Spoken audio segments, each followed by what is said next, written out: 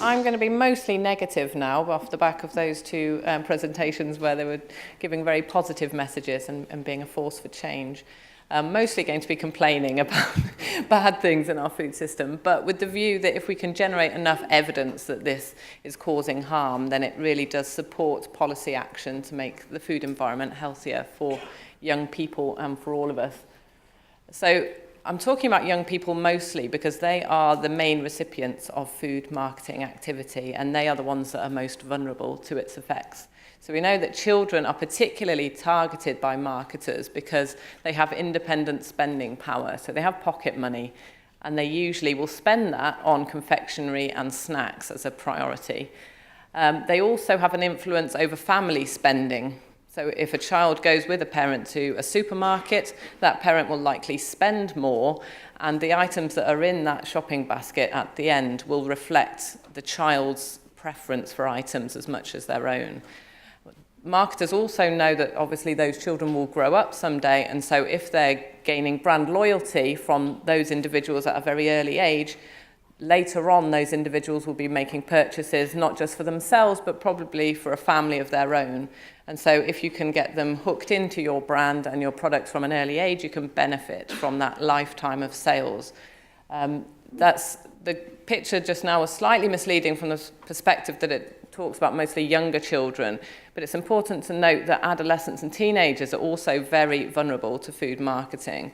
They may have a greater cognitive ability to understand what food marketing is doing, but they're also very vulnerable to the emotional connections that marketers make with them. Media and brands are very much part of their emerging social identity, and they use that as a way to reflect their standing and their sort of connections with people in the real world. And they're also a very risk-taking demographic. So teenagers, I'm sure we can all remember being a teenager. We can't rely on a teenager to make a long-term health decision about anything, but certainly not about food. So in terms of when we're talking about restricting food marketing, we really need to consider children across the lifespan of a child up to age of 18 and not always just think about the younger children. But in terms of how children are marketed, traditionally in mass media, they would receive the same content as everybody else. So through television, the programming would be the same, the marketing would be the same, but the marketing would have to speak directly to children by using some of these techniques. So things like the content of the advert featuring brand characters, featuring themes of fun, featuring offers and rewards like toys with a fast food meal, for example, things that would hook children into that brand and that product. And it would also establish associations between that product and positive outcomes. So it's things like Coca-Cola meaning happiness. These are messages that are perpetrated again and again through marketing, and they start to be internalized over time, such that people will associate that product directly with some positive attributes. And of course, it's never the negative aspects of the brand or the product that are put forward, so people will never make the implicit association between Coca-Cola and sugar or tooth decay or diabetes or obesity. They will remember the marketing messages that push what the brand wants you to remember. And we know from the experimental evidence that food marketing has an effect on a number of different outcomes, from awareness of brands to positive attitudes to brands and unhealthy food in general. The normalization of consumption. So food marketing makes us believe that everybody else is eating this stuff regularly, that there are no negative consequences, that to feed your child fast food is to show love for them, and that other parents are doing this and approve of you doing this. And that goes through to pester power. So we know that children exposed to marketing are more likely to pester their parents for unhealthy foods and drinks. And that goes through to then the likelihood of purchase and consumption. Those circles there represent really where the kind of weight of evidence is at the moment. So we have a lot of evidence up to the point that food marketing influences consumption. Beyond that, the direct relationship with body weight is difficult to show in a trial because, of course, we don't have that control group of children who are isolated from the effects of food marketing. It's not possible ethically even to create a group that would have that experience so that we can track body weight changes over time. But even without obesity, we know that food marketing has an effect on diet quality, which in itself has associations with poorer health outcomes. In terms of immediate effects on consumption, we've been doing a lot of work to look at the different ways in which food marketing may affect food consumption in children. And you may have noticed when you look at cereal packs that the bowl on the front of the pack always has cereal bursting out of it, and usually in bright colours and everything else. But the portion size of that cereal is in direct contrast to the 30 grams will be listed on the back of the pack as the recommended serving size. And we were interested to see what this did for children's perception of what a normal amount of cereal actually is.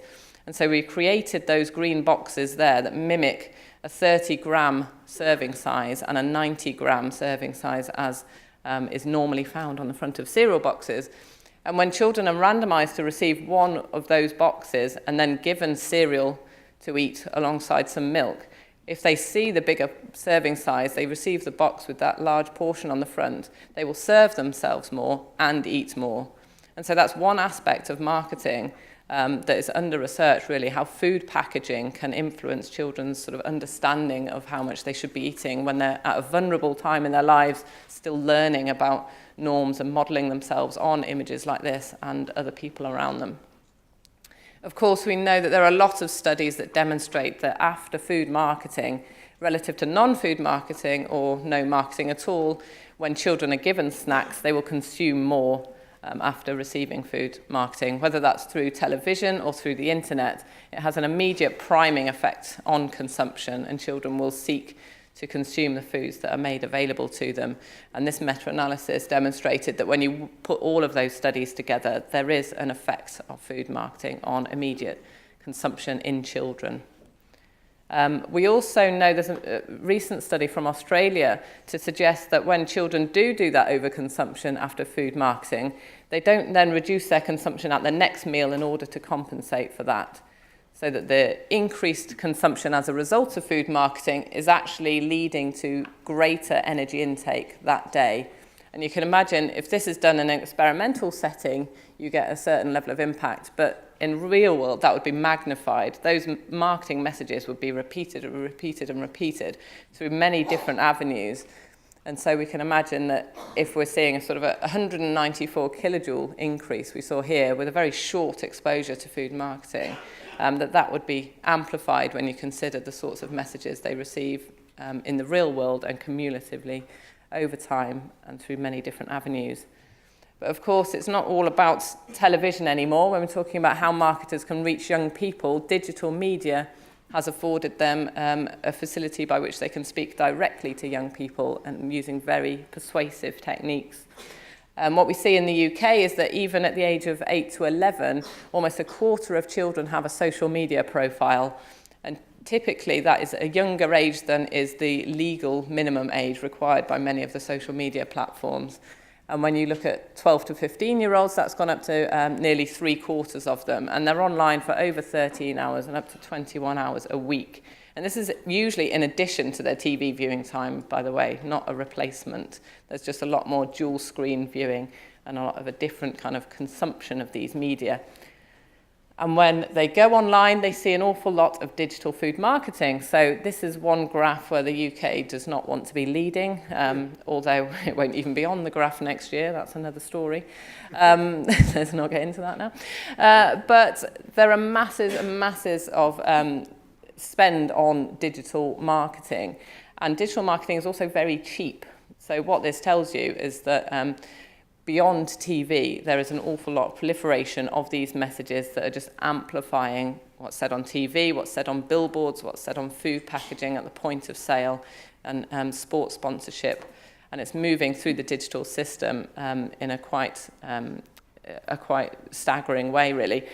And the thing about digital media is that it offers these amazing techniques to marketers to target young people, but it also limits our ability to really understand how much and what children are seeing online, because marketing delivered digitally is personalized to the individual. It's based on the profile of who you are, your age, your gender, your interests, and where you've been. And so when I go online or when I look on social media, I'm seeing different messages to what children are seeing. So when we try to work towards policy that might limit this, it's very difficult to say this is what's happening at the moment, we need to reduce it without evidence to show that it's happening. And this is a real challenge for researchers. What we do know is that on social media, the same food brands that we see on TV are very active. They have millions and millions of friends on Facebook and followers on all of the other platforms. And so any message that they put out through social media doesn't just reach one recipient, it then reaches their entire social network. And they often encourage engagement such that children will share with their friends. And so it sort of proliferates across the world in a staggeringly quick way, and sometimes beyond what the brand themselves have paid for. They get this kind of additional engagement from children who are then sharing the content themselves. And we know that social media has bred a new form of celebrity as well, known as vloggers, which is a video log or video blog, and they're on YouTube. And children trust them a lot more than celebrities because they're generally a bit sort of younger than the Hollywood celebrities. They seem a bit more like their friends, or at least friends of their older siblings, and they're a lot more relatable to them. And so when they're posting content on YouTube talking about products and brands, they can be really influential to young people about the sorts of things, the sorts of brands that they want to engage with and what they want to do. As I said, we don't know so much about what's online because it's very difficult to assess, but we do know that some studies are emerging to suggest that on YouTube there's a lot of advertising and it's generally for unhealthy foods. And on Instagram, we've already heard about the fact that lots of people take photos of food on Instagram. Studies have shown that for children, the foods that they post are quite often branded foods, and they quite often mimic the major food advertising campaigns as well to show that they have kind of absorbed those messages and they're looking to replicate them with their own online activity. And they use all of the same techniques that we're familiar with from TV, but more increasingly kind of insidious and subconscious level techniques that are really, if anything, are going to be more impactful than what we know from broadcast media. These are a couple of studies that my PhD student Anna Coates has run at the University of Liverpool that we're hoping will be published before too long, just to show really that those social media influencers that I talked about, the YouTube vloggers, we find the same effects for their influence as we do for celebrities or just for marketing on TV. When children are exposed to images or videos of those online influencers holding foods or talking about foods, and they're always unhealthy foods, they're never healthy foods. Children, given a snack afterwards, will consume more after they've seen the unhealthy foods compared to when they've seen that same influencer with a non-food product like an iPhone or something. So we know even from this that those priming effects we saw with TV are still very much evident. And one policy option that's been used in the UK is to have an ad disclosure displayed on screen while these influencers are talking about products. And this is part of this idea that if we tell children they're being advertised to, they will be able to defend themselves from the effects. Because, of course, digital marketing is a lot more embedded into content, and it's a lot more difficult to realize when an ad is happening online versus TV. But what we found that actually this backfired spectacularly, because when you mention that it's an advert, it seems to just heighten awareness of the brand presence to the children, and actually they ate even more when that was the case. So it's perhaps, it may have good intentions, but in practice it's not a good option. And I'm aware that we're short on time, so I'll just mention that all of the effects that we've talked about have been corroborated in a recent report I published with Cancer Research UK. And this was a nationally representative cross-sectional online survey of close to 2,500 parent-child dyads in the UK. So a parent told us about their child's media habits and their experiences of pestering, and the children told us about whether they thought they pestered their parents and what they consumed. And we found that children who watch more than 3 hours of commercial TV a day had an increased likelihood of pestering their parents for unhealthy products, buying unhealthy products with their pocket money, eating unhealthy products. And you find that that's not the same for non-commercial TV. It's only for time spent on commercial TV. So we can isolate the fact that that is related to the commercial content. And we see the same when we talk about internet use. So we ask them about their internet use for anything other than homework in an attempt to try to limit it to sites that would be commercially driven.